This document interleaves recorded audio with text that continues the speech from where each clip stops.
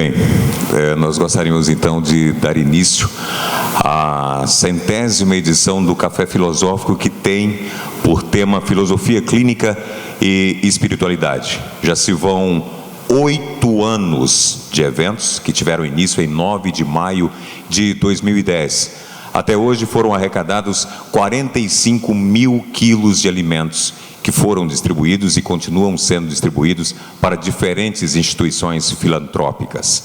Eu gostaria de convidar então o professor Will Goya, filósofo clínico, fundador e professor titular da Casa de Estudos Francisco de Assis, Centro de Filosofia Clínica em Goiânia. E também gostaria de convidar os convidados, professor Lúcio Pachter, filósofo clínico, criador e sistematizador da filosofia clínica, professor do Instituto Pachter de Porto Alegre, Rio Grande do Sul, e autor de vários livros. Ainda a professora Gláucia Titanegro, com formação em filosofia clínica, doutora em filosofia pela Pontifícia Universidade Gregoriana, Roma, e pós-doutora em saúde pública e doutorando em saúde global pela Faculdade de Saúde Pública da USP. Sejam todos bem-vindos e muito obrigado pela atenção.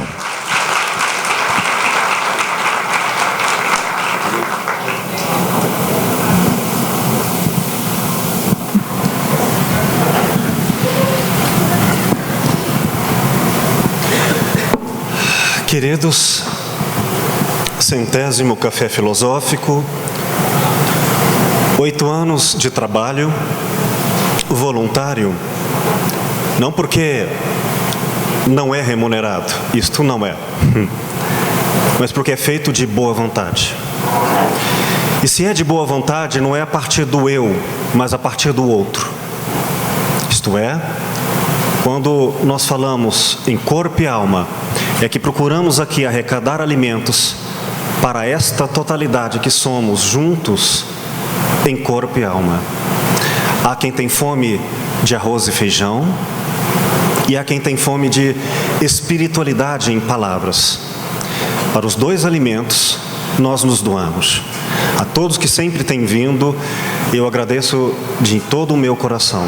Sobretudo, desta vez, com esses dois queridos colegas de partilha e trabalho, para juntos discutirmos em 2 momentos.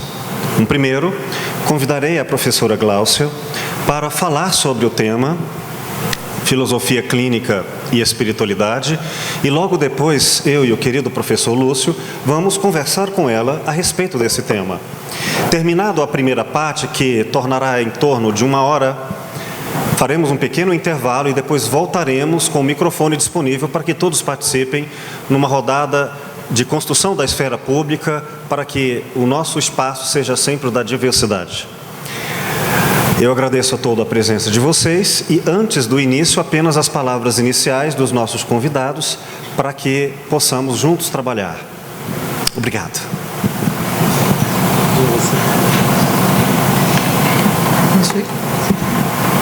Vocês viram que foi, assim,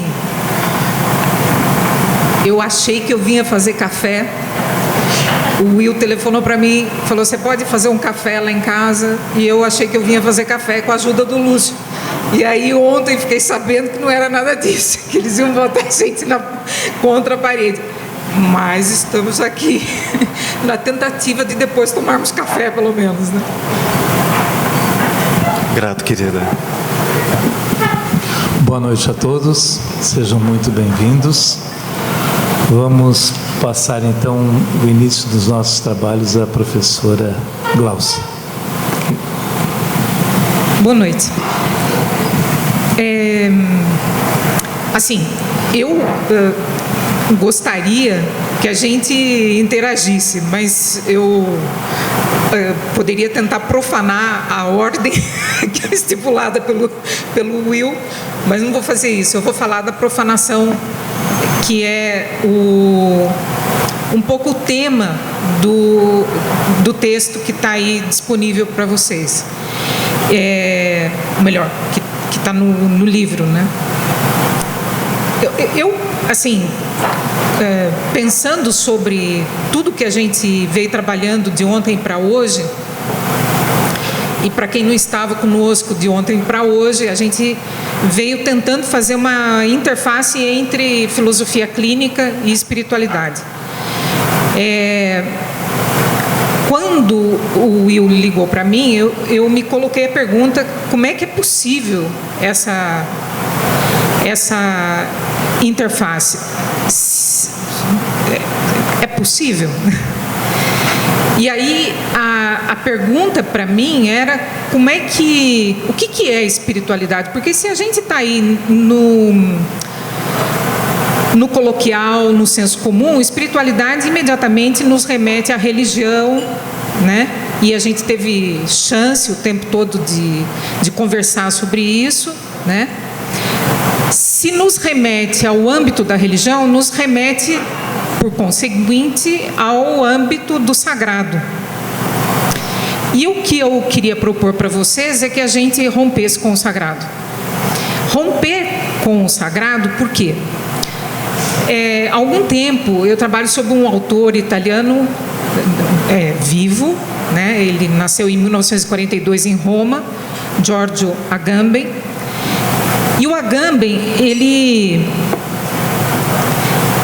provocou em mim, até agora, desde 2013, nesse trabalho de leitura contínua de todos os textos dele, ele provocou em mim a falta do chão total. Eu que vinha caminhando. Vocês sabem aquela coisa, a gente se formou, começa a trabalhar, está tudo certinho, né? Tranquilo, a vida segue adiante, a gente tem pressupostos, acha que eles são válidos, né? Como professor, então, a gente é cheio de pressuposto, né?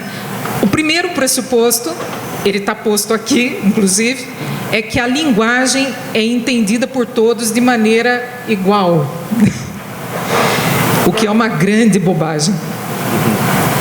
Porque aqui, certamente, quando a gente puder trocar figurinha, cada um vai se colocar dentro da linguagem, né? Então, a linguagem não é um pressuposto.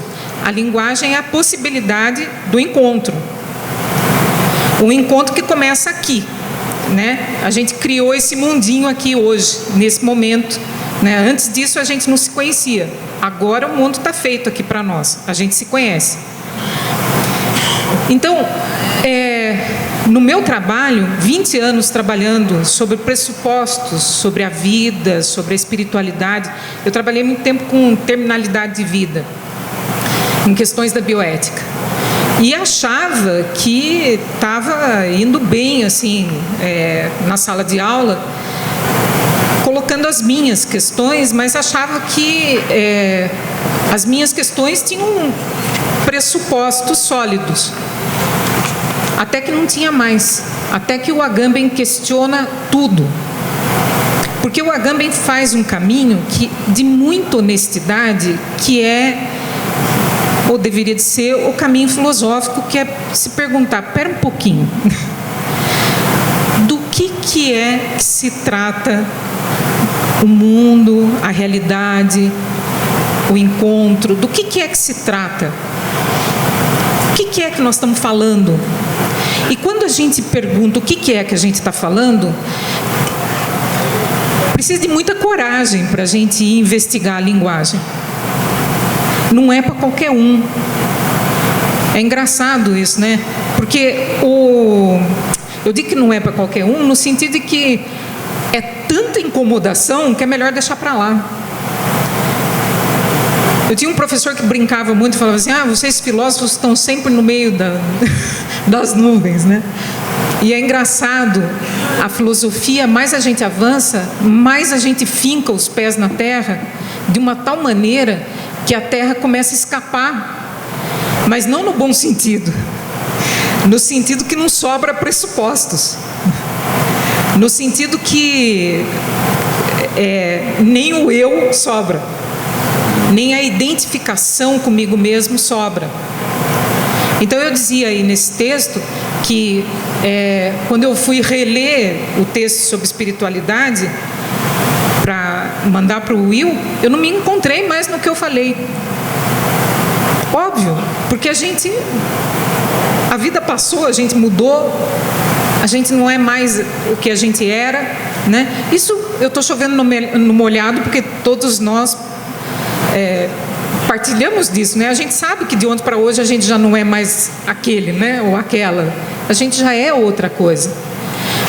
Mas viver o tempo todo nisso é loucura. E é aqui que é a profanação. A profanação, bom, primeiro ele exige que a gente entenda o que é o sagrado. É curioso, o Agamben, no esforço filológico, então, de entender as palavras mesmo, ele vai fazer um resgate de toda a cultura do Ocidente, de toda a história, a filologia, uma ferramenta, né? Hoje a gente falou que não dá para falar de ferramenta, mas nesse sentido, a filologia para ele é uma ferramenta em que ele vai escarafunchar a linguagem, me permitam, porque é essa palavra mesmo, ele vai até as últimas consequências, por exemplo, de apontar para a gente, como ele tem uma formação em direito, que o sagrado não vem da religião, o sagrado vem do direito romano. Curioso, né? O sacro era aquela pessoa que era separada do convívio e poderia ser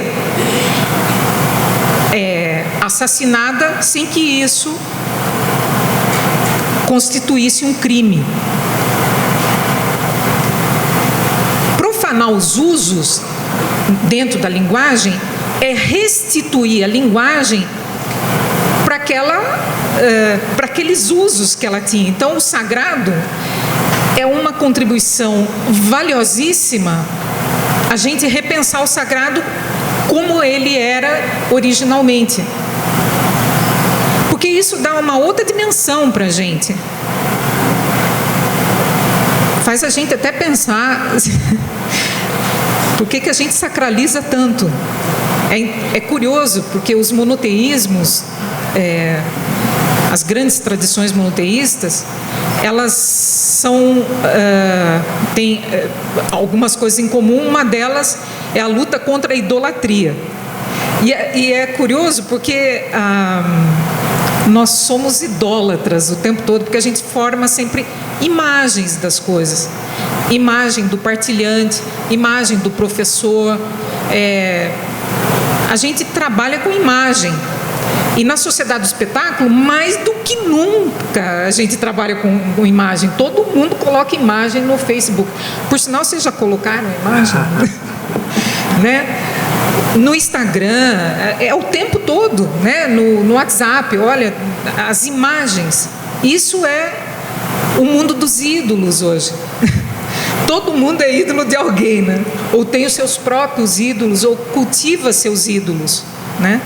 Então, a espiritualidade corriqueira nossa é uma espiritualidade idólatra, de imagens. Por exemplo, essa que o Will está fazendo, né?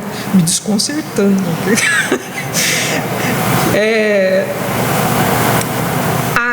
A profanação é a possibilidade de restituir um uso. Isso é riquíssimo. Isso é riquíssimo. Então, quando a gente tentou fazer essa ponte entre filosofia clínica e espiritualidade, a gente tentou a partir dos pressupostos, mas não da revogação da linguagem e da possibilidade de novos usos. Porque se a gente faz isso, é curioso, não sobra nada. E a cada momento clínico é momento de criação mesmo. Um dos pressupostos que eu tinha, lá atrás, trabalhando sobre Emmanuel Levinas, todo mundo que escuta o Levinas, escuta a alteridade, escuta o outro. O outro foi um pressuposto para mim, até que o outro se esgotou. Porque nessa relação eu-outro, eu não tenho como chegar no outro. Eu acho que nem na clínica a gente chega no outro. A clínica é um momento de encontro, mas não de chegada na alteridade, para mim. A chegada na alteridade é quase uma violação da alteridade. O outro só faria qualquer sentido na relação clínica se a gente conseguisse abstrair de todos os pressupostos que a gente tem em relação ao outro. E é um caminho, vocês vão concordar que é um caminho difícil, né? A gente abdicar de todos os pressupostos. Eu me lembro uma vez, desculpa se eu estou falando muito, já eu passo a palavra para vocês. Eu me lembro uma vez dando aula no Amazonas, eu pedi para a turma se apresentar, era o primeiro dia de aula, e eu falei, olha, eu nunca fiz isso, mas hoje eu gostaria de saber, como é uma aula de antropologia, eu gostaria de saber o credo religioso de cada um que está aqui. E foi curioso porque as pessoas se apresentavam, eu sou Gláucia, sou de São Paulo, minha formação é filosofia, mas religião é uma coisa muito pessoal. De 20 na sala, 19 falaram isso. Não se toca. A religião é o intocável. E aí, quando a gente fala assim, sobre futebol e religião e política, a gente não conversa, porque são os intocáveis. No Brasil, hoje, a gente não pode tocar em política. No futebol, já não pode mesmo. Né? Não sei. Né? Mas a religião, ela parece que ela é essa intimidade da gente com a gente mesmo. E nesse texto que está aí no livro, o Agamben usa uma palavrinha que é o gênio para dizer isso. O gênio era aquele Deus que as pessoas eram consagradas a ele no momento do nascimento. Todo mundo que nascia tinha um gênio. E isso na vida normal da gente funciona assim. Mas que gênio que você tem, hein? Para o mal, ou ele tem um gênio bom, né? Então, esse Deus é a dimensão do espiritual que o Agamben propõe, o gênio. Mas o gênio não é só início de conversa. Ele é só o nascimento. É curioso isso, porque o que vem depois é que nós somos seres especiais. E seres especiais enquanto espécie. Ou seja, a gente é um ser qualquer. Porque a espécie é esse qualquer. E dentro de uma tradição que pega a especialidade como algo de mais valioso do humano e eleva o humano, de repente a gente vai analisar a etimologia da palavra espécie e a gente mergulha de novo nessa pobreza que nós somos, nessa miséria que nós somos, e que por isso tem que existir clínica, porque se a gente não se ajudar a caminhar, a gente para. Literalmente. A vida, a gente não tem autonomia de voo porque não fomos nós que nos autogeramos. A gente vem de outros, né? E a gente vem de outros que nos alimentam o tempo todo, como o alimento que a gente traz aqui, mas tudo isso aqui, né? Quer dizer, se o Will não parasse um momento para pensar, vamos fazer um encontro com as pessoas, esse alimento de ideias não aconteceria. Então, nós somos miseráveis. A gente depende de alguém que nos traga, que nos suporte, que nos dê consolo. Ou seja, que nos devolva solo. Porque a gente, e é curioso que aí as tradições religiosas tem muito esse eco, né? No cristianismo, que é o lugar que eu falo com um pouquinho mais de conforto, porque é dele que eu conheço, mas se a gente conversar com pessoas de outras religiões, esse lugar que é um não lugar, um lugar que não é confortável, o lugar que no cristianismo o Cristo falando, a gente não tem lugar para pousar a cabeça, não tem, a gente é itinerante, e a clínica é esse espaço que nos conduz na tentativa de refúgio. Se não tiver alguém que nos acolha, nós estamos perdidos. É muito pessimista isso. Será? Vamos ser sinceros, vamos ser honestos e vamos nos olhar. Por que a gente fala tanto de busca da felicidade hoje? Se a gente tivesse certeza da felicidade, a gente não precisava estar buscando felicidade nenhuma. É porque a gente é essa fragilidade, essa peça que encostou, quebra, que a gente precisa do abraço de urso do Lúcio, né? Do colega que vem e fala, olha, estou com você nessa, né? Sabe, é um privilégio fazer parte de um trabalho. Acho que quem vive essa situação fala, puxa, eu tenho uma equipe de trabalho que é uma graça. Eu tenho essa equipe de trabalho que é uma graça. Os caras são assim muito bons. O Claudinho, o Paulo é uma coisa assim, o Márcio, sabe, é alimento. Não tem outro jeito de construir filosofia, pensamento, ideia. As minhas ideias não são minhas. As minhas ideias surgem do encontro com o outro. Então, profanar ou propor a clínica como profanação é propor a clínica como um vazio que não pode ser baseado no pressuposto. E olha, é curioso, porque na filosofia clínica a gente fala que a linguagem é tão importante, né? Mas a linguagem não pode ser o pressuposto. Por quê?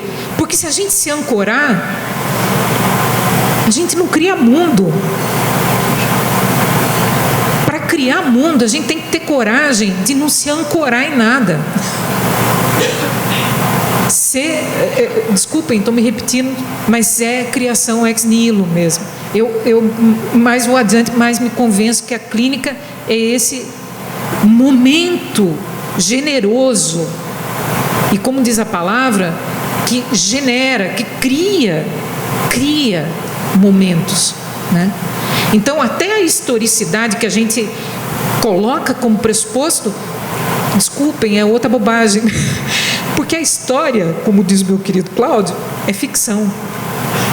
Quando a gente conta as memórias da gente, a gente não sabe mais o que está contando, se é memória misturada com a experiência do presente, se é memória que a gente efetivamente viveu. Eu tenho uma memória que para mim é muito antiga, da perda de um irmão, e eu devia ter uns 2 anos. E quando eu descrevi o fato para minha mãe, a minha mãe falou, não é possível, você era muito pequena. Sei lá, pode ser que não seja memória, pode ser que seja histórias que eu ouvi dela. Eu não tenho como, não é Jornal Nacional que a gente vai verificar os fatos. A clínica não é Jornal Nacional que a gente vai verificar fatos. A historicidade é uma riqueza quando ela vem sem pressupostos, quando ela vem para criar mundos. E nessa generosidade do cara que vem partilhar, olha que coisa mais incrível. Mas eu não sou contra a gente chamar o partilhante de paciente, porque exige uma paciência enorme, exige uma paixão enorme a gente olhar para a própria história de novo. Porque olha que para alguns é muito fácil, para outros ou é um tédio, ou é tenebroso, né? Para cada um é de um jeito. Então, que riqueza que é isso! Então, assim, nesse texto, o caminho que eu tentei fazer é buscar novos usos. E é bonito porque o Agamben, ele é judeu, e como judeu, ele vai ler a teologia cristã para entender pressupostos do mundo moderno dentro da teologia cristã. A gente é mais cristão do que a gente gostaria de ser ou do que a gente imagina que é, né? Para o bem e para o mal. E é curioso porque na vida monástica o Agamben encontra o uso. E é curiosíssimo, porque o São Francisco, né, é o cara que vai brigar com a instituição para dizer: nós não temos nada, a gente só tem direito de uso. Isso é a vida, gente. Se a gente levar, né, ao pé da letra, o que nós temos?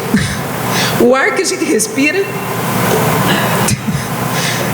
não sou eu que crio, né?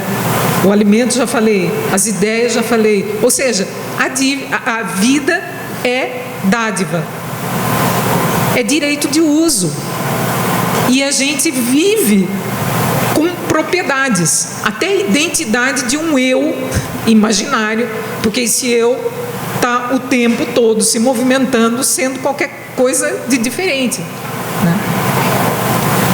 Então, eu só queria, com essas colocações, provocar vocês para a profanação, provocar vocês para deixarem o conforto das sacralidades que a gente vai construindo ao longo da vida,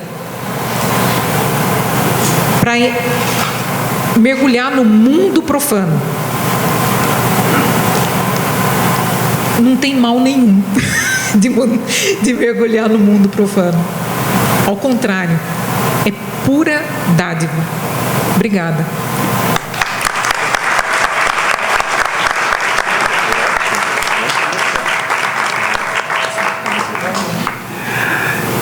Não me levem a mal, mas falar em profanação num pub que tem chopes do mundo inteiro é um convite tentador. Estamos convidados. Antes, porém, quem entende bem de chopp e de filosofia clínica é o querido amigo professor Lúcio Pachter, que eu lhe peço suas reflexões. Depois contribuiremos com as nossas e depois tornaremos elas ainda maiores com a de todos.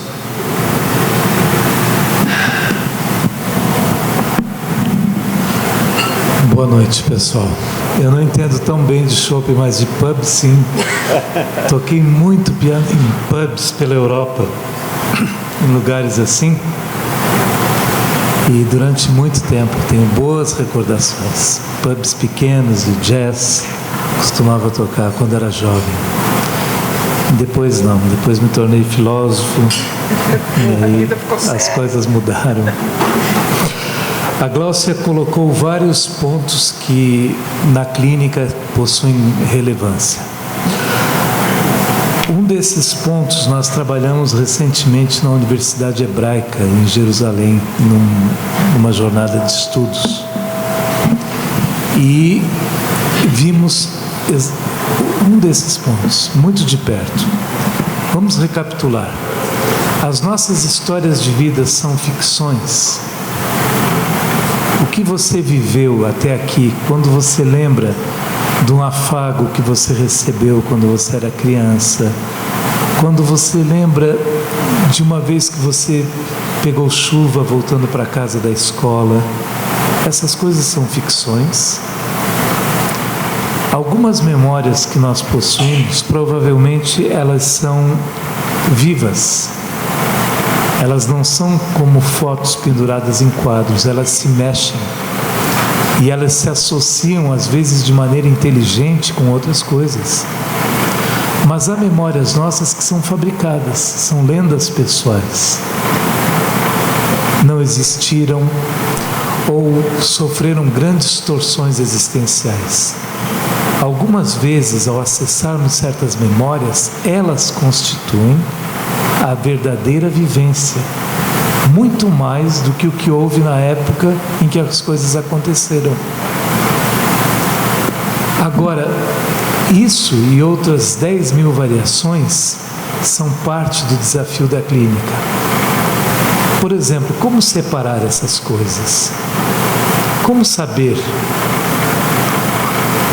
Sabem qual é a relevância de como saber? Às vezes uma pessoa pode estar literalmente presa a um fenômeno na vida dela, encarcerada existencialmente, e às vezes o que ela considera barras de uma cadeia existencial são invenções, são torções, nunca existiram, mas passam a existir por ela se considerar presa. Há inúmeras torções de todas as ordens aqui. Como separar isso? O que é factual? O que é ficção? Qual a relevância? Qual a pertinência dessas coisas? Considerem que no consultório eu tenho 50 minutos com uma pessoa, por semana, por quinzena, às vezes por mês. Essa pessoa que me traz este material, ela precisa editar esse material. Um exercício que eu fazia muito quando lecionava filosofia clínica por todo o país era dar um texto, pegava um encarte, um texto de Jorge Amado, Capitães de Areia, e entregava para os alunos. E dizia, por favor, vocês têm 20 páginas, tirem o que é relevante e central desse texto e coloquem no papel. De 20 páginas, vocês têm que me trazer 2 folhas apenas. Cada um desses alunos, e quem eram esses alunos? Alunos de pós-graduação. Alunos que já frequentaram o banco acadêmico, já tinham uma graduação, tinham uma pós-graduação, estavam fazendo agora filosofia clínica. O que acham que acontecia? Todos eles me traziam o cerne da questão, as crianças brincando lá no Cais do Porto, em Salvador. É impressionante a variação que se encontrava. O que era extremamente relevante para um que editava esse material, para o outro não significava nada. Uns faziam uma leitura política completamente descontextualizada do texto que era apresentado. Agora vamos levar isso para a clínica. Ora, então no caso da clínica, como podemos fazer uma clínica? Já que cada terapeuta terá uma leitura completamente diferente, sem falar na própria pessoa que traz a historicidade dela. E quando eu falo em clínica, não falo apenas da filosofia clínica, falo da clínica médica. Temos vários médicos aqui que fazem filosofia clínica. A Vanessa, que falou há pouco, é neurologista, e temos muitos outros colegas. Então, como fica a clínica deles? Porque esse inventar-se, esse torcer a própria historicidade, esse editar a si mesmo, não diz respeito apenas à subjetividade da fala, ou do que eu penso da minha história, diz respeito também ao que eu sinto, a como eu estou, como eu somatizo certas coisas. Como se tudo isso ainda não bastasse, temos outros agravantes. Algumas pessoas acreditam, por várias questões, que elas devem nos narrar a historicidade delas por aquilo que foi marcante. Outro por aquilo que elas aprenderam, outro por outros critérios. Dependendo do critério que uma pessoa usa para me contar a historicidade dela no consultório, eu estou muito longe da pessoa. E às vezes ela não tem a menor ideia disso e eu também não. Vejam quantos problemas nós temos. E isso é apenas um pequeno apanhado desses problemas. Eles ainda vão muito mais longe, porque não considerei os casos graves, muito graves.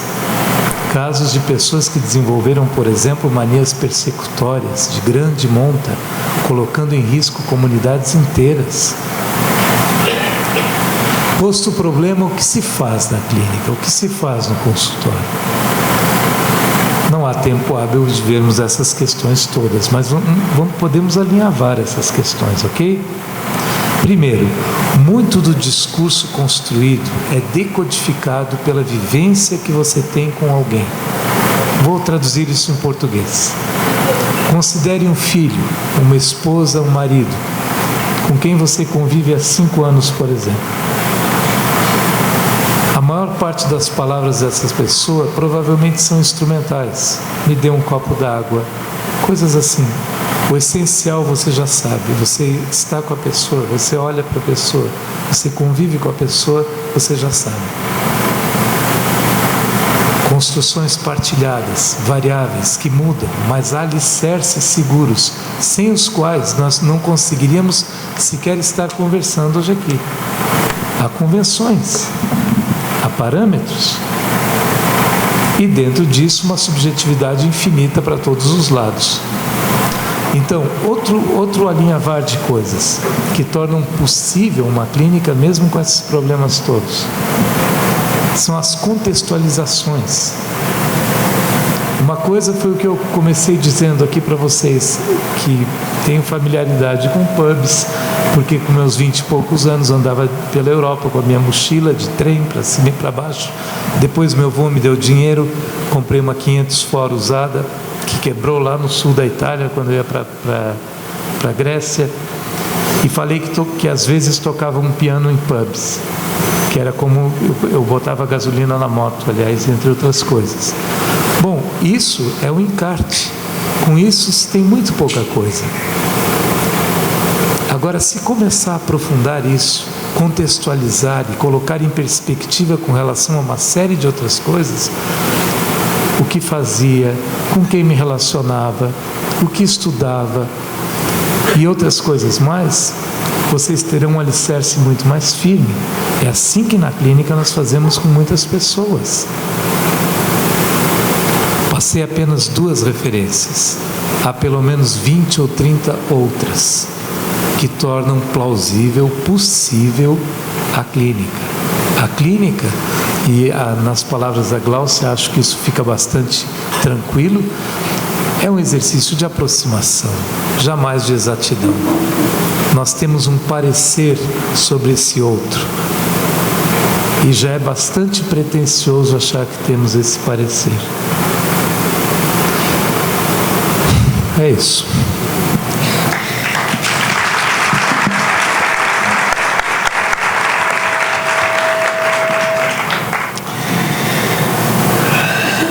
Querida Gláucia, professora,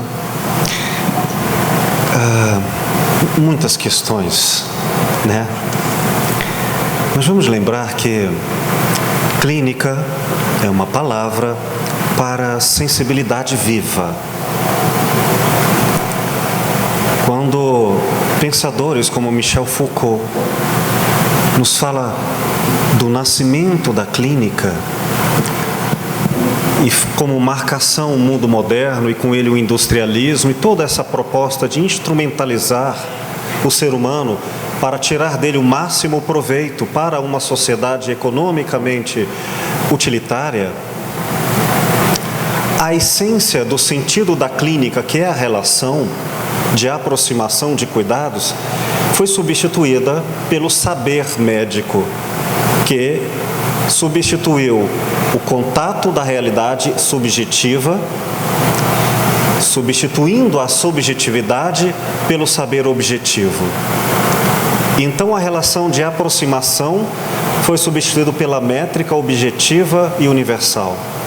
É quando, por exemplo, a medicina abandona a sua função primária de cuidar do enfermo e passa a ser um professorado, a caça de verdades e o estabelecimento de verdades sobre patologias. Cria-se uma nova personagem no século XVII, historicamente ali inaugurada, a do enfermeiro, para ocupar o que antes era o papel do assim chamado médico, que era uma figura de aproximação ao infinito da vida, que perpassa o outro. E o enfermeiro foi subcategorizado à condição de mero auxiliar do saber médico, quando o saber, então, substituiu o lugar original do cuidado. E o poder ficou para a classe do julgamento do saber. A medicina deixou de ser essencialmente uma clínica e se transformou grandemente em uma escola, no qual os objetos de estudos eram os outros como pacientes e objetificados. É aí que a linguagem se torna, sim, uma grande e perigosa ficção, porque o outro não é número, não é coisa, e se tratado como tal, eu não tenho nele a sua infinitude, nem sua outridade. Nesse sentido, penso que toda pesquisa da história do outro enquanto coisa é uma ficção que precisa ser profanada.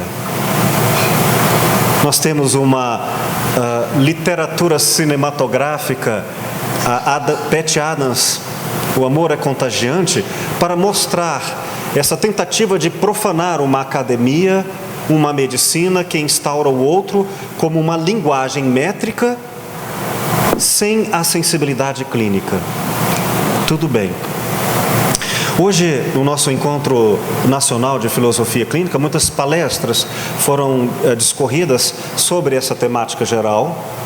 E, por uma coincidência feliz de vários colegas que tiveram uma leitura em comum, falamos em Pierre Hadot, que recupera, na tradição da história da filosofia, um sentido original de que a filosofia é originalmente um ato de um saber cuidar, um saber que se faz no exercício constante, como quem anda de bicicleta e se parar cai e deixa de ser filósofo. E nesse exercício, que portanto é movimento, pensar como quem anda, é uma tarefa que exige caminhar, mas para onde? Eis que o amor à verdade do filósofo se faz o amor ao desconhecido. Nesse sentido, sim, é uma profanização das verdades pré-estabelecidas como dogmas ou como óbvios sinônimos. Mas se eu preciso abandonar a verdade dogmática, o autoritarismo, o que virá no lugar? Anarquia? Abandono da condição humana? Ou da necessidade de construir a relação entre nós? Se for a pura anarquia, é o fim da filosofia e da sociedade, e da possibilidade do encontro. Que seja então uma outra forma cuja profanação reimplique, ou seja, religue, não pelo dogma, mas por uma outra forma de aproximação. E é aí que surge a linguagem como estrada. Como estrada significa um convite aberto, e como ela vai ser percorrida implica os modos diferentes de percorrê-la. Quando, por exemplo, foi dito que a linguagem, e o seu autor citado, a utiliza como uma ferramenta para escarafunchar, fundar a linguagem, observemos que ele faz isso com a própria linguagem. Nesse sentido, ela não é instrumental, porque ela não é por meio de, mas através de. Então, a linguagem se mostra válida até para se desfazer e se refazer. Mas não apenas a linguagem, ela tem limites. Faço aqui uma busca da fonte de Pierre Hadot para tentar recuperar qual o sentido original da espiritualidade dos gregos quando inauguram a filosofia como um ato de cuidar do saber. Ele cita Wittgenstein e diz que Wittgenstein mudou profundamente a sua vida. De que maneira? Wittgenstein nos coloca essa impossibilidade da linguagem como um dogma. E diz, como eu entendo o outro, se eu não posso viver as experiências originalmente por ele vividas, que só podem me ser passadas por um som cujo signo eu a interpreto? Como então é possível a gente se comunicar? Não é possível dar ao outro a minha vivência íntima. Então ele precisa, o termo que ele usa é adivinhar. Ele precisa adivinhar E eu preciso ajudá-lo num jogo de adivinhação. E que implica, para que haja linguagem, proposta de jogarmos juntos. Ou seja, o que propõe à linguagem a sua eficiência é uma aproximação. E se ela não houver quando eu coisifico o outro, tal quando eu abandono a linguagem de aproximação e coloco uma linguagem padrão, que é esta, a da objetividade absoluta, e não tenho mais a linguagem da subjetividade. Qual é esta linguagem? O que caracteriza uma linguagem clínica? O amor, a filosofia revela no sentido de amor o que significa. E Wittgenstein coloca esse jogo de linguagem como uma caracterização. Só é linguagem se houver vida. Só há vida se o jogo for aceito. Jogos que são vivos, pois eles podem ora ser uma proposta intelectual, ora podem ser humor, ora podem ser erotismo, ora jogos, trapaças, mas são permanentemente jogos. Mas quando acontece, olhos nos olhos, face a face, de alguma forma, diante do outro, eu digo, eu não quero mais me comunicar com você, não quero mais querer adivinhar, querer me aproximar desse infinito outro, nada substitui essa proposta. Nenhum saber pode substituir aquele que abandonou a tarefa de ir ao outro. Por isso, a essência da linguagem não está em nenhum signo. Gosto da analogia metafórica com a comunicação sináptica neural, em que uma célula não encosta em outra, chega próximo e elas se comunicam como um salto de convite aceito. É uma sinapse feita por uma espécie de afeição. Eu quero me relacionar com você. Clínica só é feito com esse querer, que a gente chama de amor, em filosofia, ao outro. É nesse sentido que quando a professora Gláucia fala sobre o risco da alteridade ser impossível, ou ser perigosa, eu concordo dos muitos equívocos que nós falamos em nome da alteridade, que é, como Lúcio chama várias vezes, uma falsa alteridade. Parece que vou ao mundo da outra pessoa para falar com ele, mas na verdade nele projeto os pressupostos da minha vaidade, tornando-o apenas objeto dos meus desejos. Se satisfeitos, vejo nele uma relação de felicidade. Se insatisfeitos, uma aversão, e digo, não quero mais falar com você. Não, a recíproca de inversão, com a alteridade, que é esse esforço de eu ir ao mundo da outra pessoa, ela não é contabilizada pelo gosto ou pelo desgosto. Porque mesmo no desgosto, eu posso ter um vínculo de amor. Eu não gosto, eu não quero, mas me aproximo, porque vejo nisso uma construção, inclusive com a negação. Bom, mas qual é a verdadeira alteridade, se eu assim posso dizer? Se me permite uma leitura própria, mas ancorada nessas leituras que fazemos de tantos autores. Se eu pressuponho que o outro metafisicamente está lá, e digo, é alguém que não sou eu parto do meu eu. E do meu eu, provavelmente eu nunca sairei. Então, se eu começo, eu vou ao outro, provavelmente eu não chego lá, porque eu vou carregando com tudo que eu entendo por linguagem ser. Eu devo começar com o outro e até duvidar se eu aqui do meu lado estou presente. Então é uma aparição, algo que me espanta, algo que é tão estranho que de repente eu me dou conta que a partir dele eu existo. Eu, secundariamente. Isto é alteridade. Então eu devo me perguntar que quando eu me encontro com o outro, e há nisso concordância ou discordância, dois elementos signos bastante próximos da minha referenciação, ou seja, se discorda em relação a mim, se concorda em relação a mim, eu não tenho outridade. Então eu preciso sim de algo à semelhança do profanar, no qual eu preciso ir ao outro com uma tarefa tão grande, em que o outro se apresenta a mim antes de eu saber sequer quem ele é, para que eu não o construa e depois o desconstrua. Como isso se dá?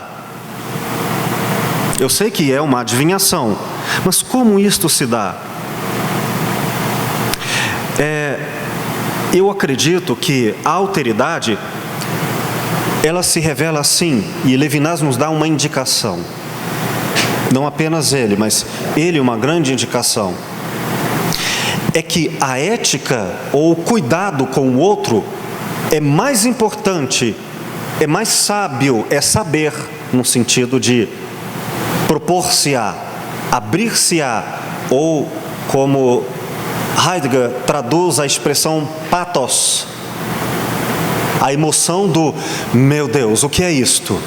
Quem é este outro que não sou eu? Pois bem, esta emoção, que também a gente vai dizer poeticamente é amor, é algo que nos convoca a ir além.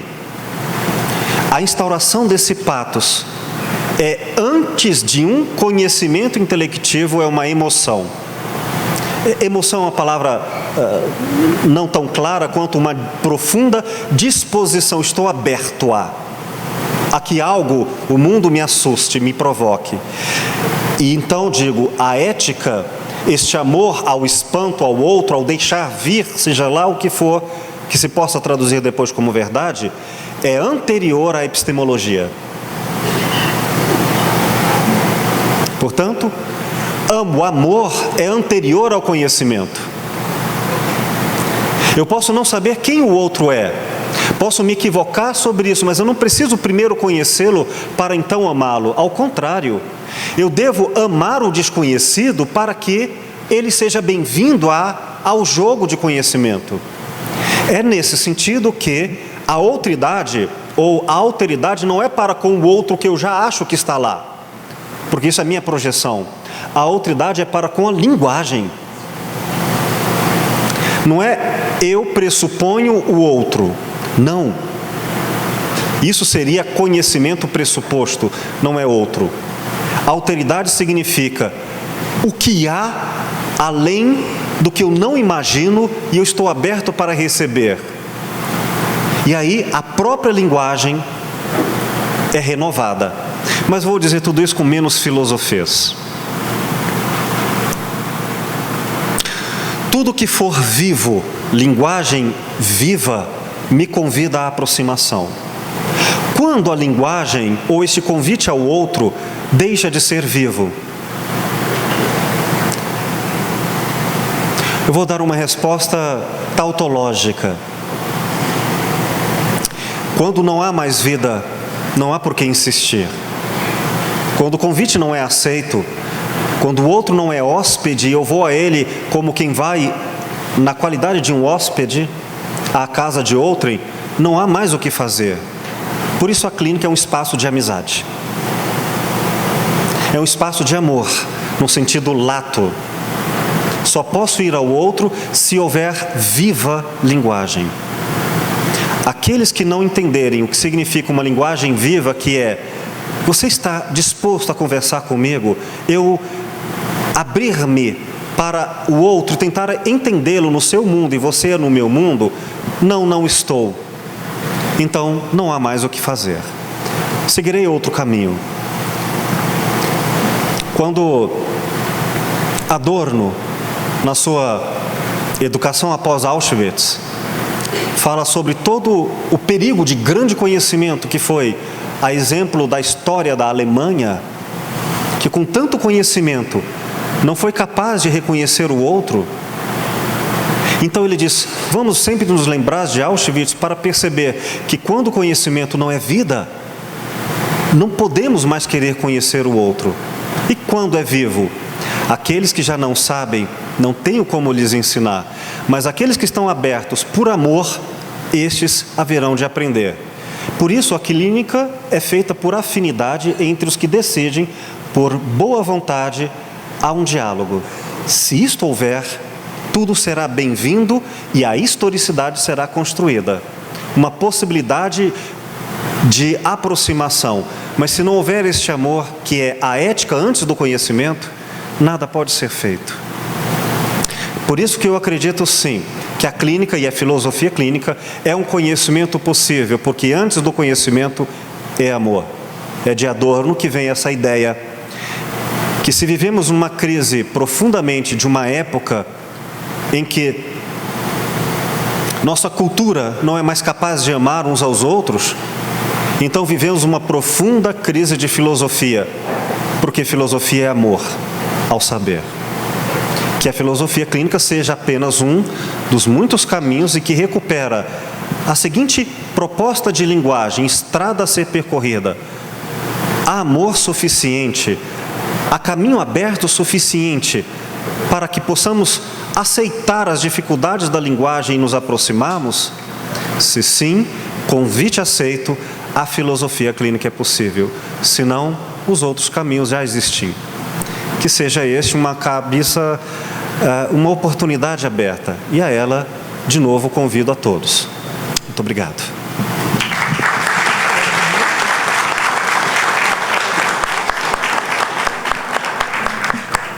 Perguntando o que se pode falar de novo. É aquela coisa, né? Deram o microfone, agora ninguém tira mais.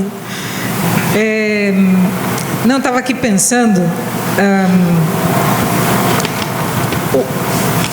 assim,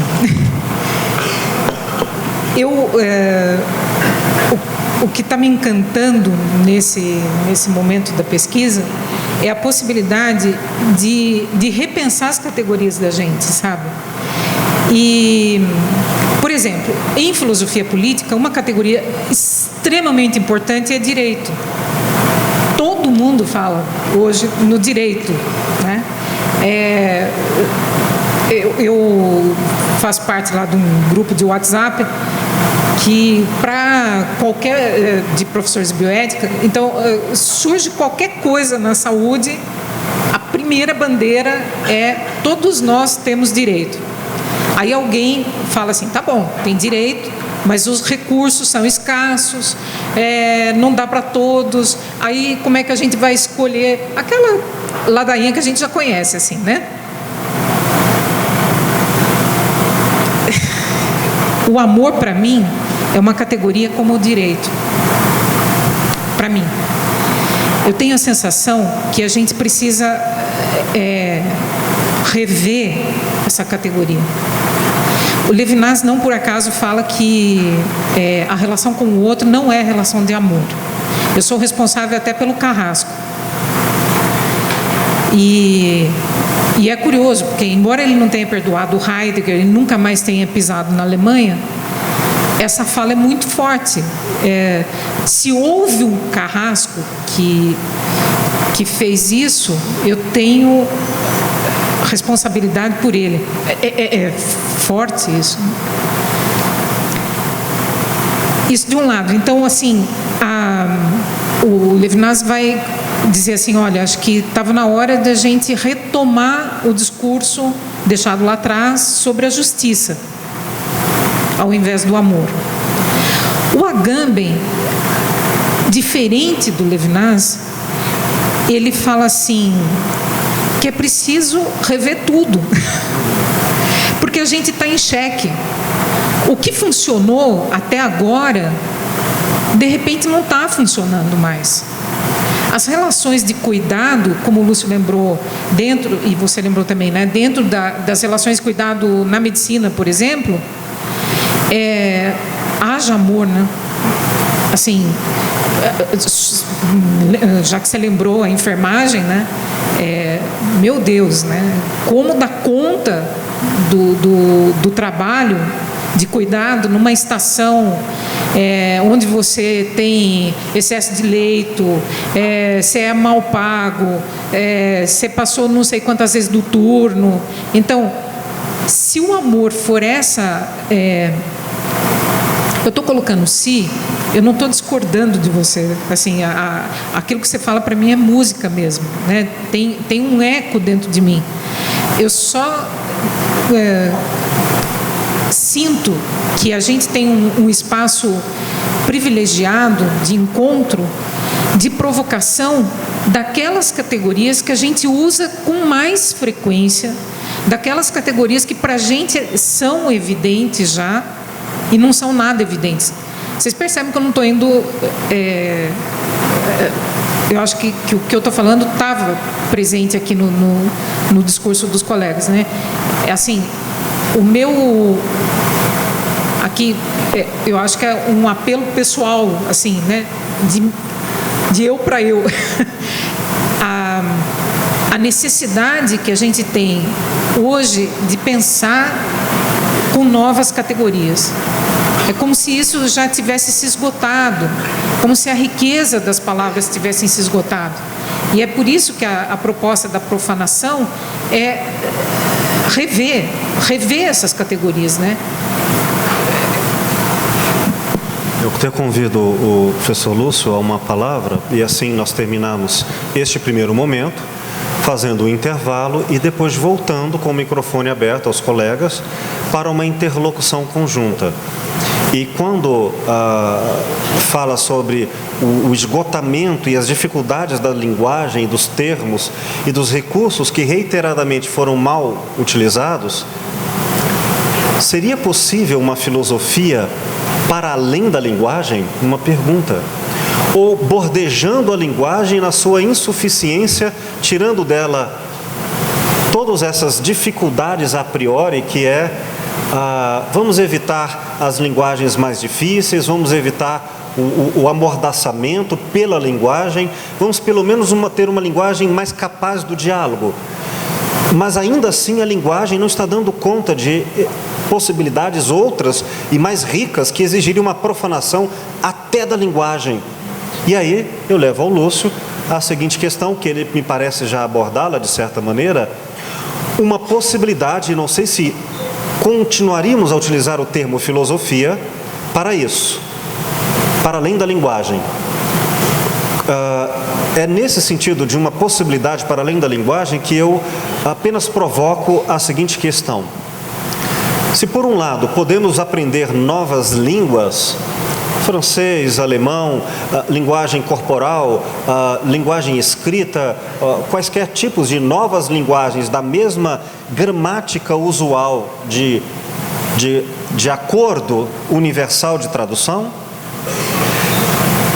seria possível não apenas aprendermos novas línguas para nos entendermos, mas seria possível aprendermos novas linguagens, como quem aprendesse a linguagem dos animais, da ecologia, a linguagem, como disse, da inteligência artificial, elementos que não são linguísticos na tradução, que seria uma grande profanação de um tempo cuja linguagem se redefine.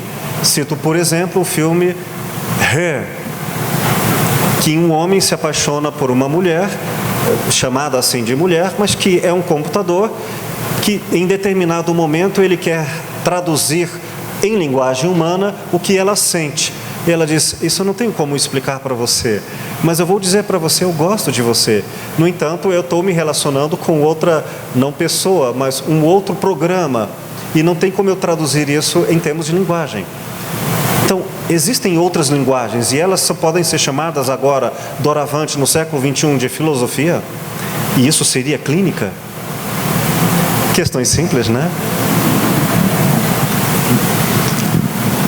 O professor estava falando, eu estava me lembrando de uma passagem da vida de Wittgenstein, quando ele escreve o Tratatus, né?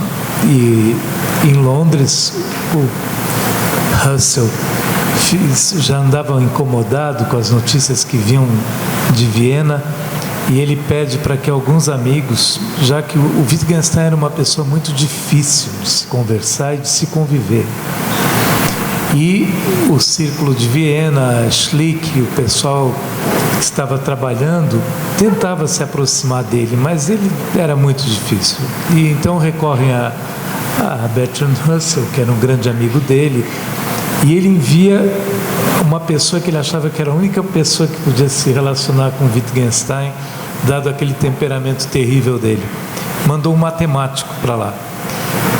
E de fato ficaram grandes amigos, e graças a esse matemático Wittgenstein obtém o doutorado dele, né? Eles fazem uma banca de amigos em Londres, porque ele precisava da titulação para poder, na época funcionava assim. Então ele vai até lá e, com muito sacrifício, ele defende a teoria dele para os 3 amigos, e depois de dar uma aula de 50 minutos, os amigos dizem, ele pergunta para o pessoal, e agora? Ele diz, não, agora vai embora, a gente vai mandar imprimir o teu certificado, vai te mandar pelo correio. Só que o Wittgenstein era uma pessoa que às vezes os amigos chegavam na casa dele para conversar sobre essas questões que o professor Will acaba de pontuar, da dificuldade da linguagem, e ele dizia, vocês podem falar, eu estou escutando. Pegava a cadeira, botava ali para a janela e ficava de costas para os amigos. E um cutucava o outro e dizia, tá bom, vamos conversar um pouco com ele. Daqui a pouco o Wittgenstein levantava e dizia, vocês não vão entender nunca mesmo, podem ir embora agora, voltem outro dia. O que o Wittgenstein, eles estavam tentando explicar a Wittgenstein o problema daquela parte mística, que ele era irredutível, ele não queria tirar de jeito nenhum. Não é? E sabia que não fazia o menor sentido, era uma outra parte, que ele estava trabalhando para outras questões. O fato é que o problema que Wittgenstein trabalhou não se resolveu e eu não sei se há como resolver. Não é um problema apenas semântico, sintático, ele vai muito além disso. É um problema que envolve lógica matemática, matemática pura, e não há no momento como resolvermos isso. Para vocês terem uma ideia, vou falar em português isso que estou dizendo. Olhem como isso alcança algo muito singelo. Às vezes, uma pessoa que tem grande facilidade, por exemplo, na fala, é extrovertida, conversa muito bem, ela é muito pobre pela fala para expressar, por exemplo, suas emoções. No entanto, se você entregar a ela pincéis, caneta, uma tela, papéis, ela expressa muito perfeitamente. Em alguns casos, ela não estará expressando, ela estará indo além disso. Se você atende no consultório uma pessoa como Clarice Lispector, Cecília Meirelles, pessoas assim, fazer uma clínica com base no dado verbal falado pode ser muito pobre. Algumas pessoas que eu atendo fizeram a clínica comigo quase que inteiramente por escrito, porque elas conseguem viabilizar certas questões por escrito que falados não conseguiriam. O curioso aqui é quando você confuta esses dados. Às vezes fica parecendo um paradoxo, e às vezes é um paradoxo. O que uma pessoa às vezes expressa, por exemplo, do ponto de vista tátil, ela nega do ponto de vista verbal. Uma pessoa pode dizer para você que não ama você. Ela está falando, e o corpo dela diz, pois eu amo. Às vezes, uma mulher engravida, o corpo dela diz, eu não quero esta criança, para mim é um corpo estranho, vou expulsar daqui. No entanto, esta mulher, numa outra área da existência dela, por exemplo, naquilo que ela acredita, ela diz, mas eu quero ser mãe. O coração diz, e eu amo esta criança que vai vir. E o corpo diz, eu não tenho nada com isso, eu não quero esta criança. Nem sempre certas áreas dentro de nós dialogam. Às vezes o seu corpo não conversa com o seu coração. Às vezes o seu sistema de racionalidade não conversa com o seu corpo. E os exemplos vão aos milhares, ao infinito. Wittgenstein, de certa maneira, tinha ideia disso, dessa complexidade toda. Mas não sabia que o grupo com quem ele não queria conversar, todo aquele grupo de Viena, também sabia dessas questões, estava empenhado também em trabalhar isso. Nenhum deles ia resolver isso como nós não estamos resolvendo. Talvez o problema da metalinguagem se resolva quando ultrapassarmos algumas questões de várias ordens que vivemos neste momento. Ou talvez se restringirmos a linguagem a uma convenção para certas áreas. Aí talvez a gente consiga lidar melhor com isso.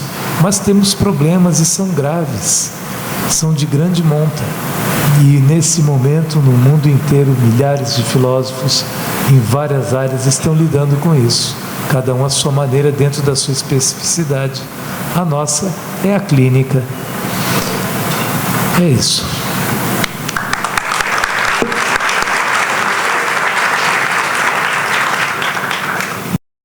Então, sim, vamos começar. Segundo momento de perguntas, respostas e colocações. Querida?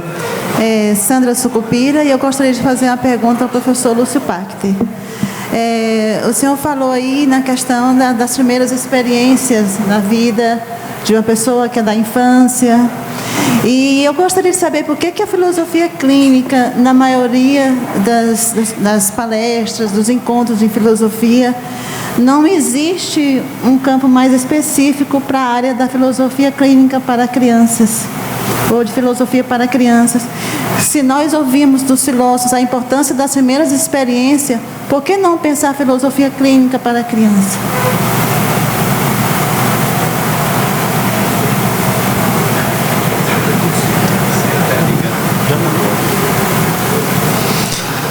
Por que não pensar também filosofia clínica para idosos, filosofia clínica para presidiários, filosofia clínica para gestantes, filosofia clínica para adultos, filosofia clínica para casais? São muitas as áreas carentes. Essa que a Sandra colocou é uma delas, né? Uma delas para crianças, mas há muitas outras áreas. Muitas outras áreas. Olhem, certas coisas chamam a atenção nos nossos dias, na nossa época. Por exemplo, segundo o IBGE, mas a gente pode questionar de várias maneiras a estatística que eu vou passar agora, mas numa cidade como Goiânia, das pessoas, por exemplo, que frequentam um pub como o Bolshoi, provavelmente de cada 10 casamentos, 7 vão se desfazer. Se essa estatística estiver no caminho que ela pretende apontar, o que faz com que esteja acontecendo isso? O que faz com que se insista em algo como o que se chama casamento? Entre outros problemas diretos. O que vemos hoje nos consultórios? Muitas pessoas assumem determinadas relações, aliás, muitas vezes já estão na relação e não sabem que assumiram determinadas relações.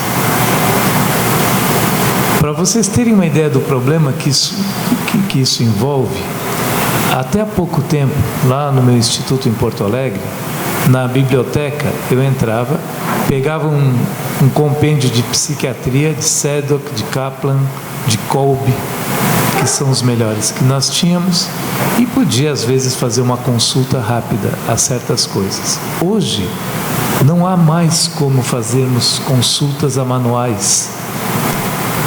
Há tantas coisas acontecendo tão rapidamente que nós não temos sequer estudos clínicos, pesquisa. Vou colocar alguns exemplos para os senhores. Lembram aqueles que têm 40, 50 anos? Vocês lembram dos pais e avós de vocês quando chegavam aos 60 anos? Era o fim, não era? Os poucos que conseguiam chegar, chegavam com graves enfermidades, hipertensos, diabéticos e outras coisas, e logo morriam.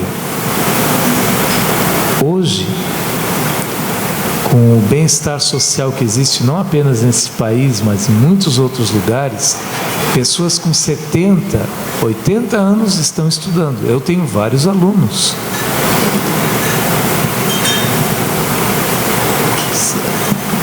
E nós não temos pesquisas. Às vezes uma mulher com 70 anos, aposentada, com um padrão de vida maravilhoso, não pôde, na época da juventude dela, não pôde ter um amor, um relacionamento, um casamento, nem teve filhos de qualquer jeito, num casamento de qualquer jeito, e agora, finalmente, viúva, ela quer amar, o coração está jovem para isso, Ela quer viver a vida dela e a nossa sociedade a discrimina completamente. E essas pessoas estão voltando e reivindicando um lugar na nossa sociedade que não tem para elas. E esse é apenas um dos nichos existenciais. Então nós temos sim um monte de demandas e carências, inclusive para uma enormidade de pessoas que está voltando e se encartando em várias áreas da sociedade que antes não havia nada disso. Sim, o obrigado. professor Will pediu brevidade, então é isso. Por gentileza. Sim. Eu vou pedir que os demais colegas coloquem suas questões e depois nós trataremos delas todas juntos, de uma vez, tá? Ok. Por favor. Pode levantar o microfone para ficar fácil para você. Aqui é melhor. Boa tarde. Meu nome é Winston. A pergunta que eu queria Perdão, fazer... querido, eu não entendi. Meu nome é Winston. Winston. A pergunta que eu queria fazer tem a ver com a lembrança que foi feita de Auschwitz aqui. Durante a Segunda Guerra Mundial, durante a tomada do campo de concentração de Dachau, em Munique, a tropa americana, ao chegar, ela encontra os judeus naquelas péssimas qualidades. E eu entendo ali que houve uma linguagem corporal, não houve uma linguagem falada, até porque os mesmos não tinham como falar, esôfago fechados e tudo e tal. Eles entram e, a primeira coisa, matam todos os soldados da SS. E a pergunta para o senhor é, nesse momento, eles descobrem que existia uma cidade próxima que abastecia esse campo de concentração, onde havia crianças, mulheres, açougueiros e tudo, alemães. E eles partem para essa cidade. A minha pergunta é, estando o senhor ali, ou estando os senhores ali, vocês conseguiriam, ou haveria possibilidade da filosofia clínica evitar o que esses soldados estavam indo fazer lá, justamente por ser aquele amor que o senhor tanto falou, o amor ao desconhecido? Porque os soldados eram conhecidos, guerreiros, inimigos e tudo, mas esse amor desconhecido, seria capaz a filosofia clínica de evitar aquilo que eu já sei que o senhor sabe que eu estou dizendo, o que os soldados fizeram nessa cidade. E após fazerem o que fizeram, todos se suicidaram. Ok? Obrigado, querido. Obrigado por me colocar nessa. Por gentileza, queridos.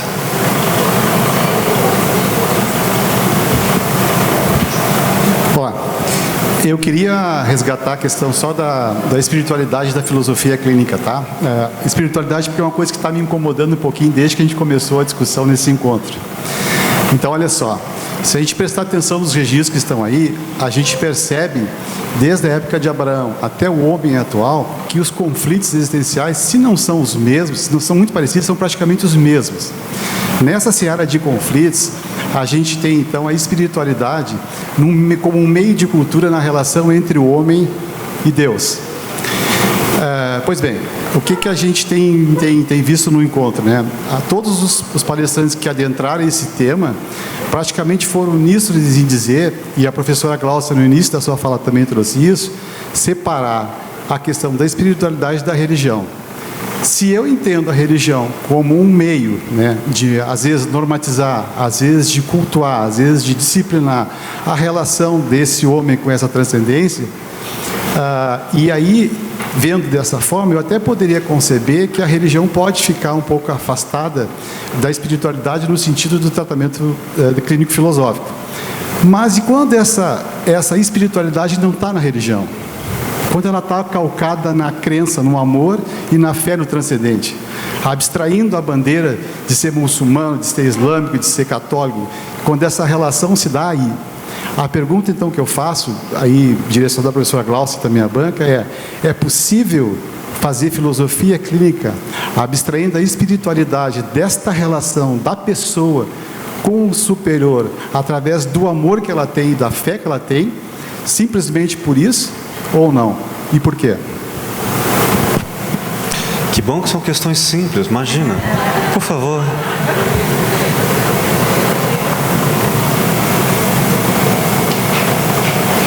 Uma boa noite a todos. Meu nome é Neylor, sou de São Paulo. Parabenizo pela palestra, que está sendo muito rica e suscita muitas questões e reflexões. A pergunta é para a professora Gláucia, né? Eu percebi aqui que todos citaram as limitações da linguagem, as limitações das categorias linguísticas que utilizamos para nos expressar e para constituir o nosso ser atualmente. Eu queria saber da professora Gláucia, eu achei muito interessante a sua pesquisa e os seus questionamentos a respeito disso, mas eu queria saber se dentro dessa reflexão que a senhora traz, qual seria a possibilidade de construção, já que eu vi muitos apontamentos de limitações e de necessidade de desconstruir categorias linguísticas, formas que não estão dando certo, né? Eu queria saber se há possibilidade de formas que deem certo. Obrigado. Obrigado, Neylor. Mais alguém? Sim, por favor. Boa noite a todos. Opa, quase. Quase. Eu gostaria de fazer uma pergunta um pouco fora do foco que todos colocaram aqui, devido à complexidade e também... Seu nome, querida, perdão? Sheila. Sheila.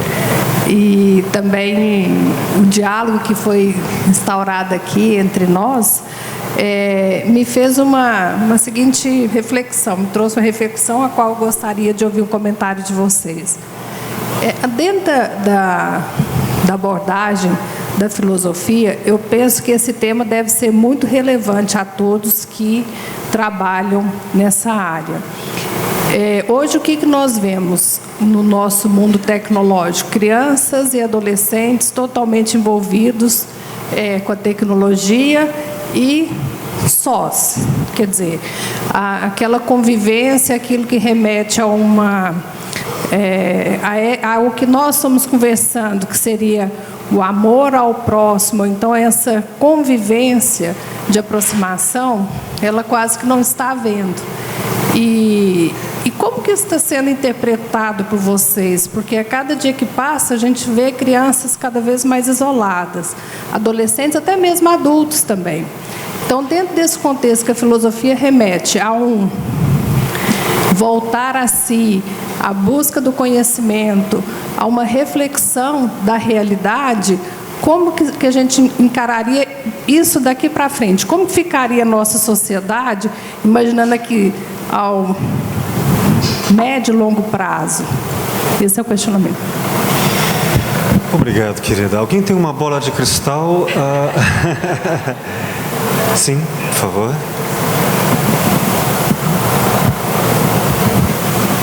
Boa noite a todos. Eu não sei se o que eu vou fazer é bem uma pergunta, mas eu gostaria de ouvir vocês acerca desta interrogação. Houve um tempo que o aprendizado era totalmente manual. E por causa disto, a linguagem era tete a tete.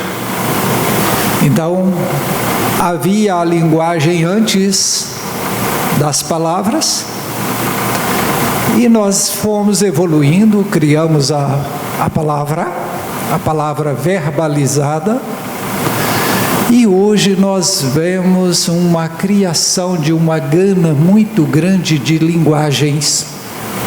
E estas linguagens vêm com todo um atrativo de expressividade e de informação que praticamente as pessoas já estão nascendo falando.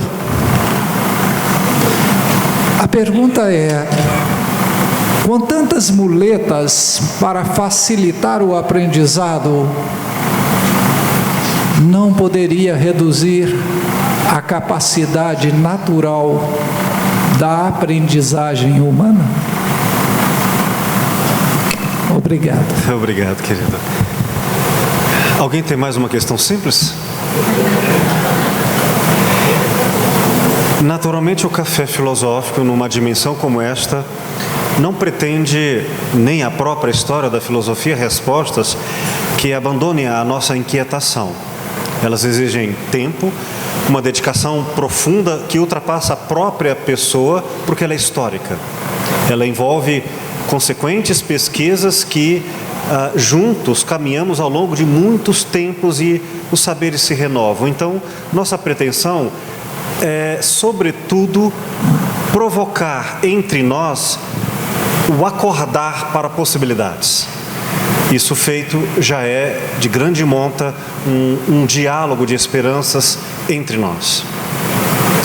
Bom, nesse sentido, eu começo dizendo, tentaremos fazer umas conversações bem em síntese ao querido Winston, que essa proposta de lidar com o outro em estado de violência que viola, que destrói, que é o fim da linguagem, quando nem a linguagem já é possível,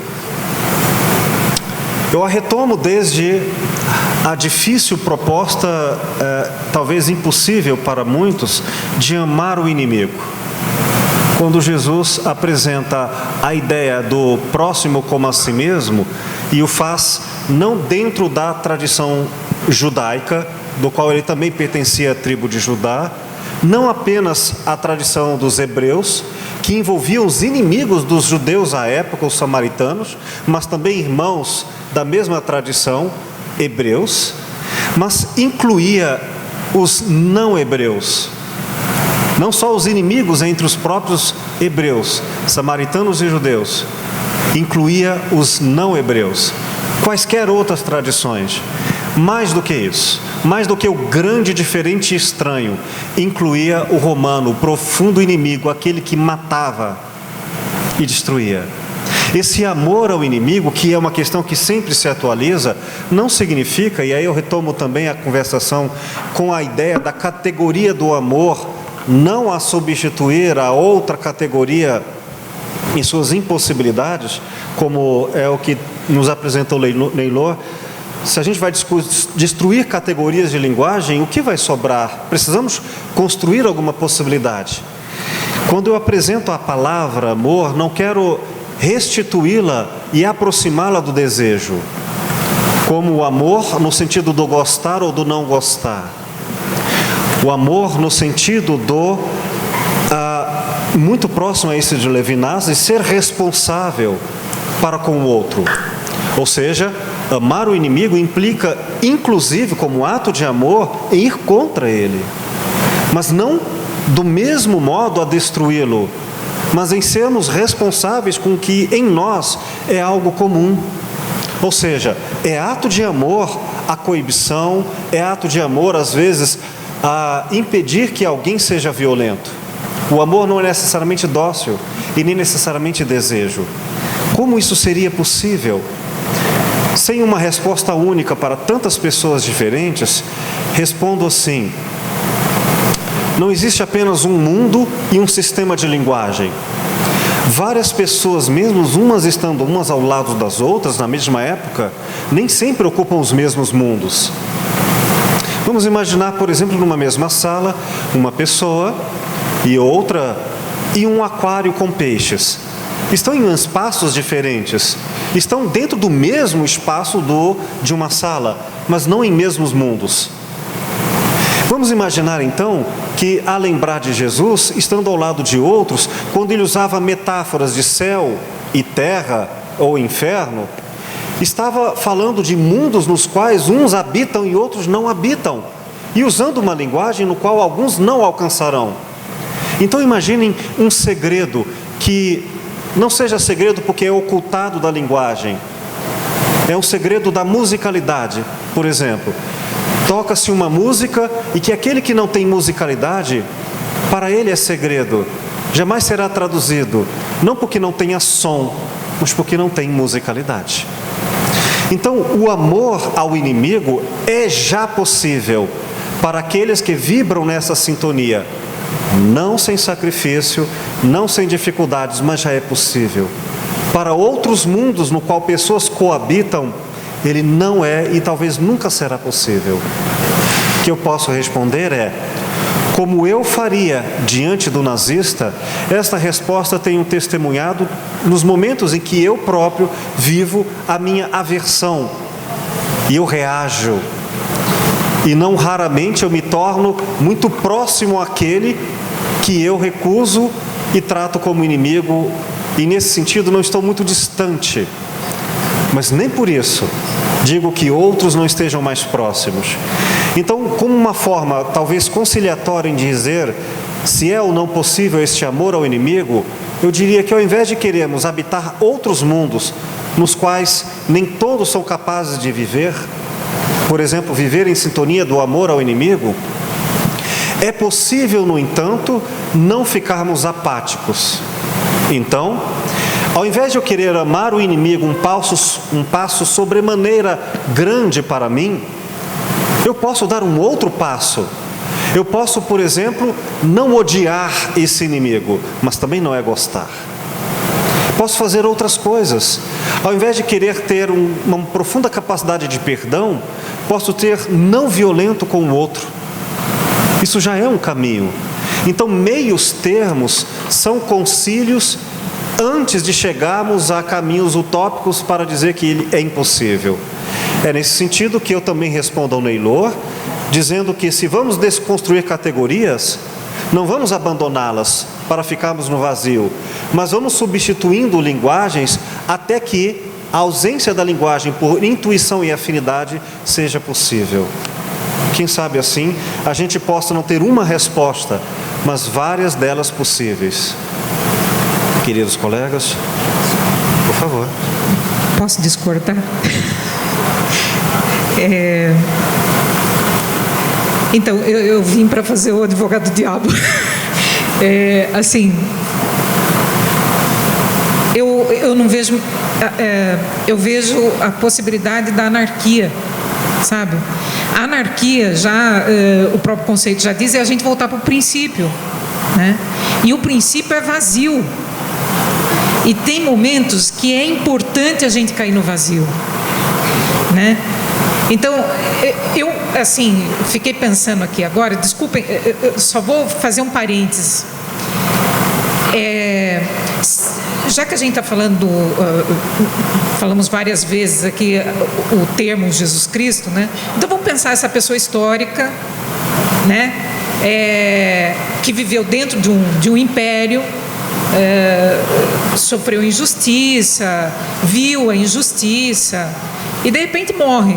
E morreu de uma forma dramática como aquela, mas tem lá um grupo de seguidores que ficaram sem entender como é que é a história. Agora a gente vai adiante, porque é muito simples o cristianismo nosso hoje, vitorioso. O cristianismo, eu imagino, na sua origem, é um checkmate tremendo. Acabou a história. O cara estava aqui e agora não está mais. Para onde a gente vai? Aí vem um iluminado, como São Paulo, e fala assim, gente, eu fui lá falar de ressurreição, os caras me riram na cara. Então a gente precisa achar um jeito de falar que as pessoas entendam. Eles entendem dessa tal filosofia, que ele não é nenhum bobo e já entendia um pouquinho da filosofia. O João vai fazer a mesma coisa, é muito esperto. Vai falar, tá, vocês entendem de Logos? Eu estou dizendo para vocês que o Logos é a pessoa de Jesus Cristo. Imagina o choque desse povo, gente. É o mesmo que alguém pode ter nessa sala quando eu chego e digo para vocês, vamos profanar. Profanar o quê? O mais sagrado que nós temos é a linguagem. A gente já está convencido disso. Quando alguém diz para a gente, olha, existem outras linguagens, os queridos, o Will, o Lúcio, falaram o tempo todo de outras linguagens, né? Existem outras. E essas outras, né, são importantíssimas no processo clínico. Claro, como o Lúcio estava falando, né? O que eu vim só propor para vocês, e uso aqui a expressão, não sou digna nem de desatar as sandálias do Lúcio, porque é claro, ele está falando de um lugar que, óbvio, né, não é de alguém que não tem experiência clínica como eu só tenho experiência de ensino.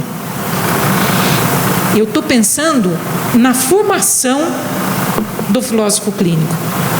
E a formação é um desafio tão grande, né, Lúcio? É tão grande da gente suportar o vazio da linguagem, suportar a arquê, o princípio. E aí talvez tem possibilidade de fazer ponte com a religião, talvez, né? Os colegas hoje falaram isso de maneira brilhante, né? Quer dizer, eu lembro do Gilberto, né? Querido, ontem falando, né? Como que é o processo clínico? De novo, quem sou eu para desatar as sandálias do Gilberto? É outra conversa, né? A formação, e ele falou da angústia dele na formação. Eu me lembro assim, a primeira vez que eu vi o Lúcio lá em Sorocaba, e o Lúcio falou, e aí eu fui lá fazer uma pergunta para ele, e aí ele olhou para mim, pôs a mão no meu cabelo assim, mas assim, é quase como dizer: filha, tem muito chão pela frente, você só vai entender lá na frente.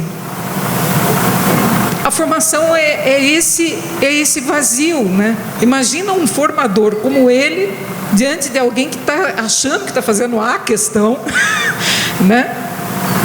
E é isso, é esse vazio. O colega falou para mim assim: olha, o que é quebrar a sacralidade?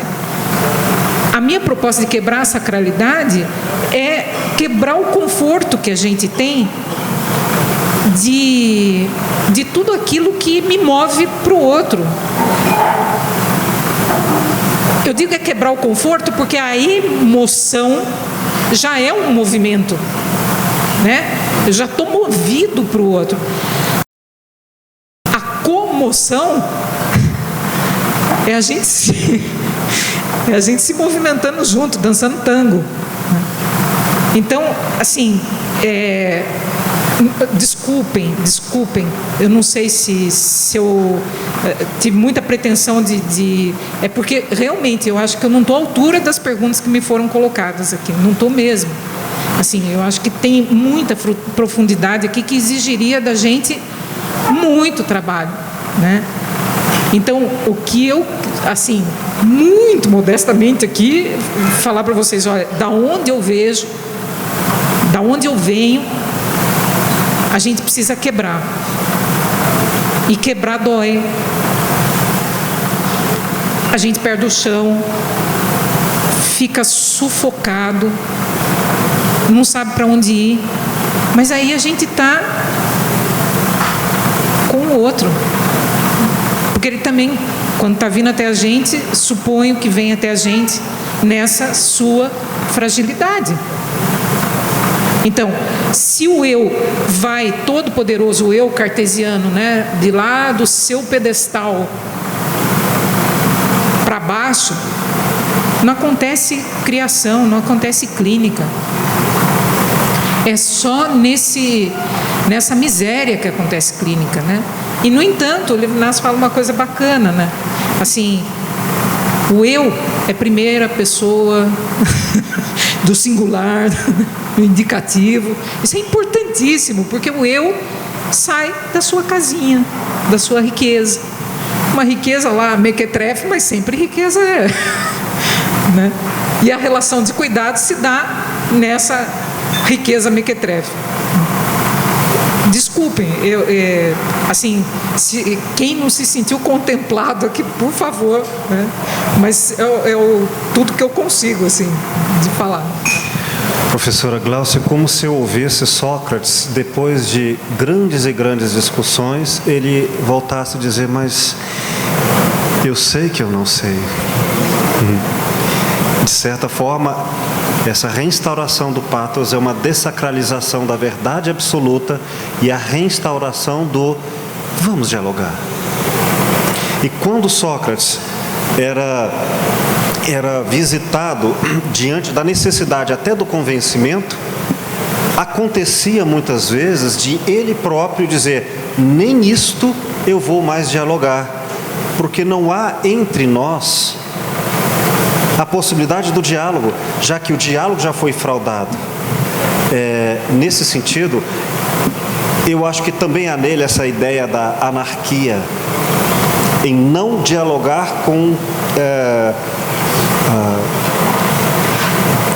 quem não se propõe a reinstaurar a partir do nada, a partir do eu não sei ou da humildade, o diálogo. Eu quero só citar um trecho, e aí eu passo ao Lúcio, um trecho que está em Pierre Hadot, que já citei antes.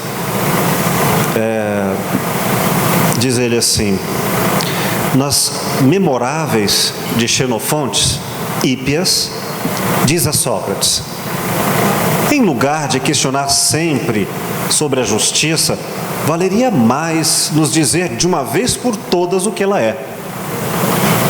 A que Sócrates responde, aspas, na falta da palavra, eu faço ver o que é justiça por meus atos. Sócrates, fecha aspas. Sócrates, é verdade, é um apaixonado pela palavra e pelo diálogo. No entanto, ele quer também apaixonadamente mostrar os limites da linguagem. É isto. Lúcio?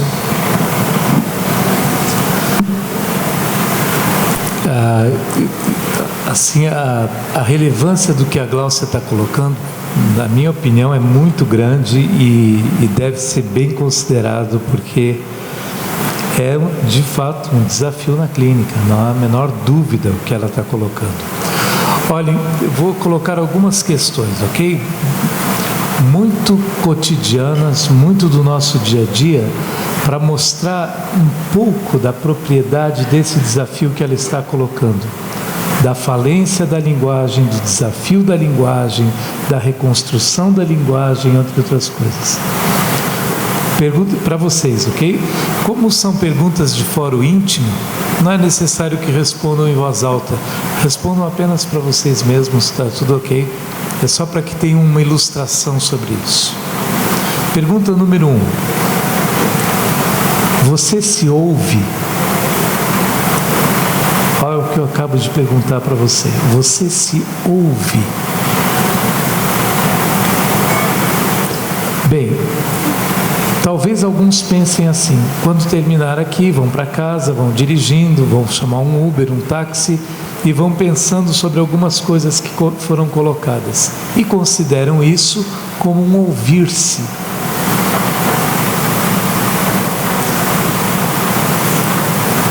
Às vezes o seu corpo está com fome, às vezes você está febril, você não ouviu isso. Você deu escuta, você atendeu à atenção do seu pensamento. E por critérios que você considera plausíveis, você acha que ouvir seus pensamentos é ouvir-se. Às vezes, como é um sábado à noite belíssimo, um domingo à noite, você está muito sozinho, seu coração geme, chora e diz: eu sou uma pessoa afetuosa, preciso de carinho, preciso de alguém, preciso trocar carícias táteis, físicas, mas não tem ninguém. E às vezes você não ouve, você vai para o computador, vai para a internet, mandar mensagens, visitar o Facebook, vai se distrair do seu coração, para que ele pare de incomodar. Alguns acham que isso é ouvir, a necessidade de ir até o computador, ver o WhatsApp, ver essas coisas, enquanto o coração aos poucos para com a choradeira. O que é ouvir-se? Na polifonia que nos habita de tantas coisas, e isso sem considerar passado, futuro, outras demandas, o que deve ser ouvido entre tantas coisas que falam dentro de nós? Qual é o critério? Como eu sei que estou ouvindo aquilo que no momento me pede exatamente as coisas que me encaminham para a vida, conforme elas são naquele momento? Tal qual alguém que tem sede bebe água. Como eu sei que estou fazendo isso? É por estas e outras coisas que algumas pessoas chegam no consultório 15 anos depois, no estado grave. Diz: olha, eu fui num amigo psiquiatra, ele me deu essa medicação, prescreveu isso. Você olha e diz: mas isso aqui é antidepressivo, o que está acontecendo? Disse que eu estou num quadro de depressão grave. E aí, na historicidade, entre outras coisas, às vezes atestamos que há 15 anos o coração começou a gemer e chorar. Não ouviu. Se distraiu, só que o fato de você se distrair disso e dar audição a outras coisas, não quer dizer que seu coração vai parar de chorar. Às vezes isso se aprofunda, se agrava, até que chega uma coisa que ele grita tão alto que a sua distração já não é suficiente. Essa é a pergunta número 1. Você se ouve? Como sabe que você se ouve? Agora imagine se eu perguntasse: se você ouve o outro, como você sabe que você ouve sua esposa, seu marido, seu filho? Já foi bastante difícil considerar se você se ouvia. Às vezes sua esposa comunica: o casamento acabou. E a gente fica muito surpreso. Nossa, mas o que houve? O que houve? Há 5 anos o casamento já acabou. Agora ela só está comunicando. Você não se deu conta. Você estava ouvindo o quê?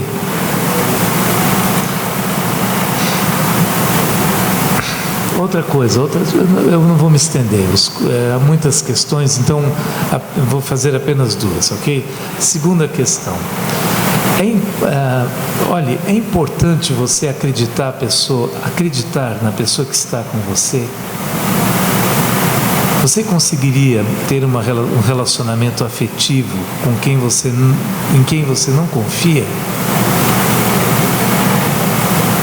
Se vocês estivessem aqui olhando, porque dali da metade para o fundo não consigo ver as pessoas, mas os que estão aqui, a maioria fez assim, meneou a cabeça.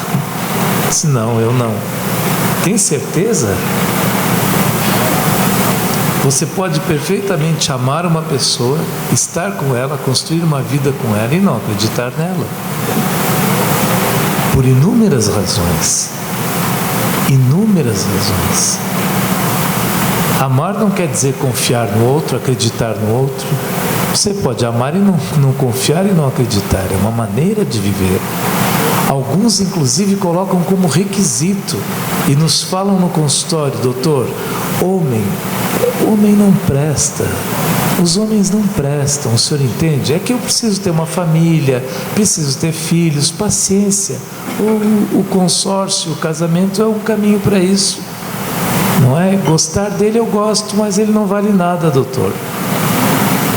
Nós ouvimos muitas vezes isso no consultório, nos nossos consultórios. E fora os engessamentos de toda ordem, é preciso que eu me goste para gostar dos outros. Por quê? De onde retiram essas regras, esses prontuários prontos? Eu preciso que eu me ame para amar o outro. Por quê? Qual é o fundamento epistemológico de uma afirmação dessa? Eu posso não me amar, posso não ter o menor apreço por mim. Isso não quer dizer que eu não possa amar meu filho, minha esposa, meus amigos. Porque uma coisa necessariamente está atrelada à outra. Às vezes, inclusive, eu só consigo amar minha esposa, meus filhos, meus amigos. Por não me amar, não estou me atrapalhando nessa caminhada em direção ao amor aos outros. Às vezes é assim. Outras vezes, há pessoas que precisam tanto de amor que se tornam esponjas existenciais. Todo amor que você dá não é nada, elas precisam de muito mais. E um dia você quer uma gota disso tudo, não como um escambo, porque você está precisando de fato. E a pessoa diz: olha, eu estava esperando para ver quando você iria evidenciar esse seu egoísmo. Agora você está mostrando. E então você já não quer nem a gota.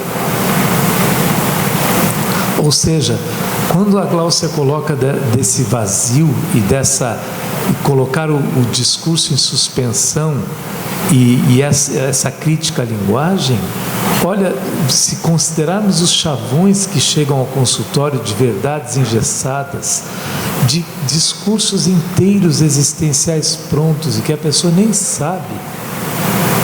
Exemplo, é preciso que eu me conheça para conhecer o outro. Por que é preciso?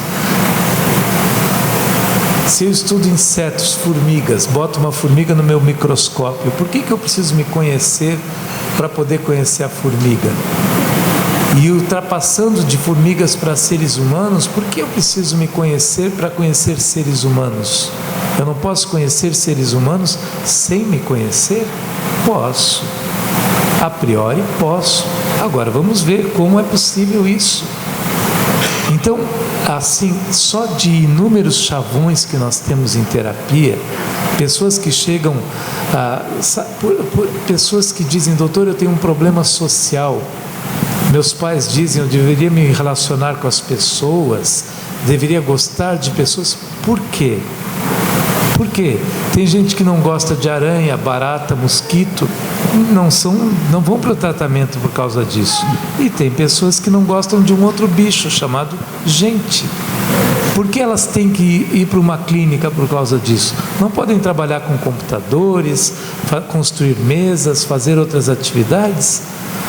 Então vejam, se nós, e eu poderia me estender a noite inteira exemplificando nas mais diferentes áreas esses chavões que corrompem a alma humana, tornando quadradinho e alijando da verdadeira existência, diminuindo o que podemos viver. De fato, isso que ela está dizendo da linguagem não é algo tirado do vento. Nós temos problemas e nem sempre no consultório nós conseguimos tempo hábil para vermos todos esses problemas.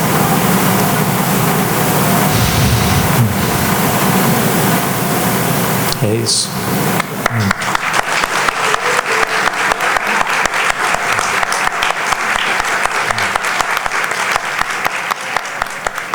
Obrigado. Queridos amigos, hoje, dia 29 de abril de 2018, 8 anos de cafés filosóficos, 45 toneladas de alimentos arrecadados para pessoas carentes. Conto apenas uma história de uma creche que contou-nos o rapaz que levou a comida até lá, que naquele dia não havia mais comida para o dia seguinte e perguntaram, meu Deus, o que faremos? E chegou aquela quantidade de comidas. É um exemplo de milhares que a gente pode contar, como as de hoje, que foram doadas para os moradores de rua. Mas além destes, aqueles que não vêm apenas pela resposta, mas pela possibilidade do diálogo e de uma cidade, não apenas física, mas via internet, online, que carece de filosofia, de entendimento, de discussão, não apenas de entretenimento, mas de alma, cuja palavra é o encontro de alma para alma, de ser para ser. E a palavra, bem ou maldita, esforça-se pelo cumprimento de nos tornar melhores depois deste encontro. Se essa grandeza, se essa matemática que nos multiplica as possibilidades por causa do encontro for feliz, como as preces de todas as grandes religiões, eu também repito de minha parte, e grato para que assim seja, mais uma vez. Muito obrigado a todos por este encontro e deixo algumas palavras, não em conclusão, mas apenas em repercussão dos queridos professores aqui, professora Glaucia e professor Lúcio, e assim terminamos a noite de hoje, com muita gratidão e carinho por todos esses anos de trabalho que nos engrandecem. Obrigado.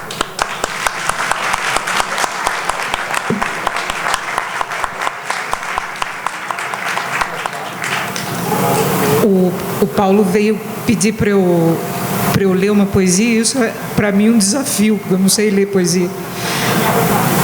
Da Cecília Meirelles. Reinvenção.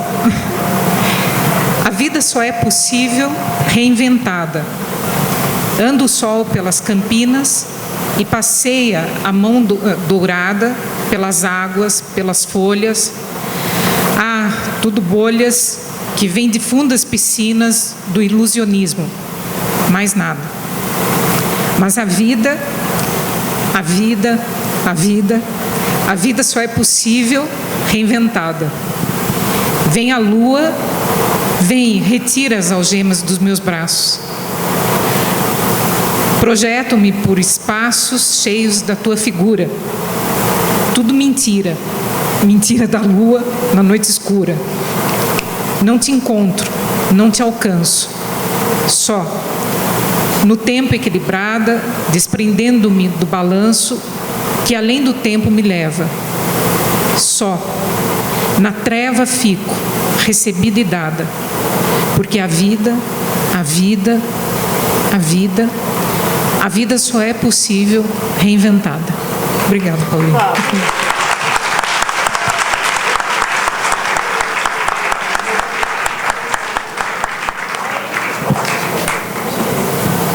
Apenas boa noite e muito obrigado.